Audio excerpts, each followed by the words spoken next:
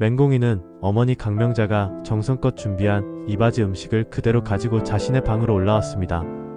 박스에 담긴 음식을 한참 바라보던 그녀는 조용히 한숨을 내쉬었습니다. 어머니가 그 음식을 준비하며 들인 시간과 정성을 떠올리니 가슴이 답답해졌습니다.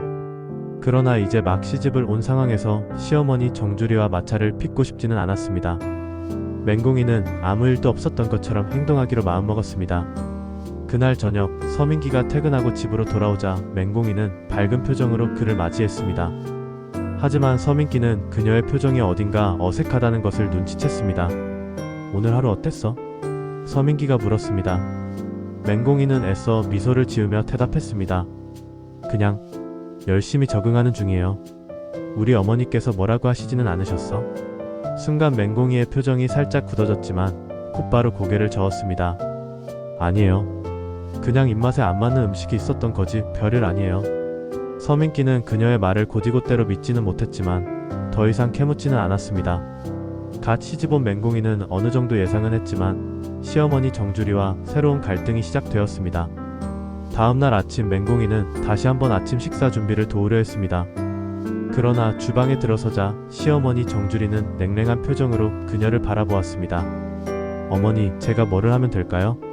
정주리는 잠시 뜸을 들이더니 일부러 무심한 듯 대답했습니다. 아니야. 그냥 내 방에서 쉬어라. 어설프게 도와주려다 괜히 손만 더 가게 하지 말고. 맹공이는 당황했지만 억지로 미소를 지으며 다시 여쭈어 보았습니다. 그래도 어머니, 제가 며느리인데 같이 준비하는 게 맞지 않나요? 그러자 정주리는 마침내 속마음을 드러냈습니다. 내가 우리 집 입맛에 대해 뭘 알기나 하니? 넌 우리 집안 스타일이 아니잖아. 그 말을 듣는 순간 맹공이는 가슴이 철렁 내려앉았습니다. 시어머니가 자신을 반기지 않는다는 것은 알고 있었지만 이렇게까지 노골적으로 말씀하실 줄은 몰랐습니다. 어머니, 제가 부족한 건 알지만 그래도 최선을 다해서 적응하려고 노력하고 있습니다. 정주리는 헛웃음을 지으며 말했습니다. 그래, 노력해봐라. 내가 얼마나 버틸 수 있을지. 맹공이는 더 이상 무슨 말을 해야 할지 몰랐습니다. 그녀는 조용히 고개를 숙인 채 주방을 나왔습니다. 한편 구단수는 맹공이와의 추억을 회고하며 하루하루 배회하고 있었습니다. 그러던 어느 날 친모인 오드리의 샵에서 우연히 할머니 황익선과 오드리의 각서를 보게 되었고 그 각서의 내용을 알게 되었습니다. 즉시 할머니 황익선에게 달려가 오드리와의 관계를 캐물었고 본인의 친모임을 알게 된 후 더 큰 혼란에 빠지게 되었습니다. 이로 인해 구단수는 오드리를 찾아가 원망과 그리움에 대한 한탄을 한 후 간단히 짐을 챙겨 머리를 식히고 오겠다는 짧은 말만 남긴 채 어디론가 호련히 떠나버렸습니다. 이 소식을 들은 맹공이는 구단수가 걱정되어 회사로 찾아갔지만 구단수는 만나지 못하고 회사 로비에서 강진아를 마주치게 되었습니다. 강진아는 그녀를 보자마자 비웃듯 입꼬리를 올렸습니다. 어머, 새댁이네? 이 시간에 여긴 어쩐 일이실까? 라며 비아냥거리듯 말을 걸었습니다. 맹공이는 간단히 인사만 하고 지나가려 하는데 강진아는 의미심장한 말을 하며 맹공이의 심기를 건드렸습니다. 그런데 말이야, 나랑 민기씨랑 아직도 매일 연락하고 예전보다 더 가깝게 지내는 거 알고 있어? 그 말을 듣자 맹공이는 얼굴이 굳어졌습니다. 거짓말하지 마세요. 강진아는 휴대폰을 꺼내더니 무언가를 보여주었습니다. 그것은 서민기와 강진아가 주고받은 문자 메시지였습니다. 어제 잘 들어갔어? 응, 너도 잘 들어갔지? 메시지는 별것 아닌 내용이었지만 맹공이에게는 충분히 충격적인 것이었습니다. 알겠어? 결혼했다고 모든 게 정리된 게 아니라는 걸 똑똑히 알아둬. 너와 서민기, 내가 꼭 무너뜨릴 거야.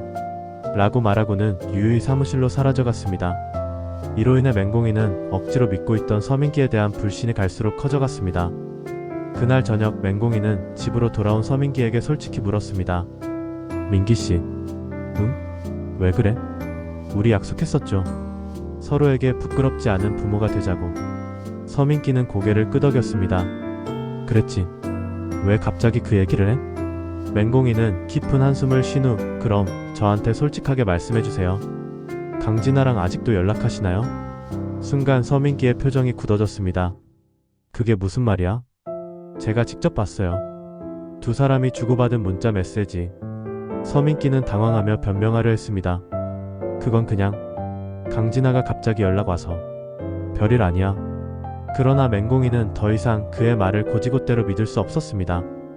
별일 아닌데 저한테 말 안 하셨나요? 왜 숨기셨어요? 서민기는 한참 동안 아무 말도 하지 못했습니다. 결국 그는 시선을 피하며 말했습니다. 그냥 말하면 당신이 신경 쓸까봐. 맹공이는 허탈한 표정을 지었습니다. 그런 게 더 신경 쓰이는 거예요, 민키 씨. 그녀는 한참 동안 서민기를 바라보다가 조용히 방으로 들어갔습니다. 서민기는 그녀를 붙잡고 싶었지만 그럴 수 없었습니다. 그날 밤 맹공이는 잠을 이루지 못한 채 천장을 바라보았습니다. 결혼 생활은 시작된 지 얼마 되지 않았지만 벌써부터 그녀는 외롭고 불안했습니다. 그러면서 한편으로는 가족들과 더불어 구단수를 떠올리며 특히 그가 했던 말들이 뇌리에서 떠나질 않았습니다. 하지만 이내 곧 정신을 가다듬으며 아이를 위해서는 잘한 선택이야. 조금씩 나아질 거야 라고 스스로를 위로하며 잠을 청했습니다. 시작부터 순탄치 않은 맹공이의 신혼생활이 과연 맹공이의 바램대로 원만히 이어질까요? 갈수록 안타까운 선택과 상황으로 시청자의 다양한 메시지를 유발시키는 맹공이와 구단수에게 응원이 필요한 듯합니다. 그럼 다음 회차도 영상 제작에 아주 큰 힘이 되는 구독과 좋아요를 통해서 확인해주세요. 시청해주셔서 고맙습니다.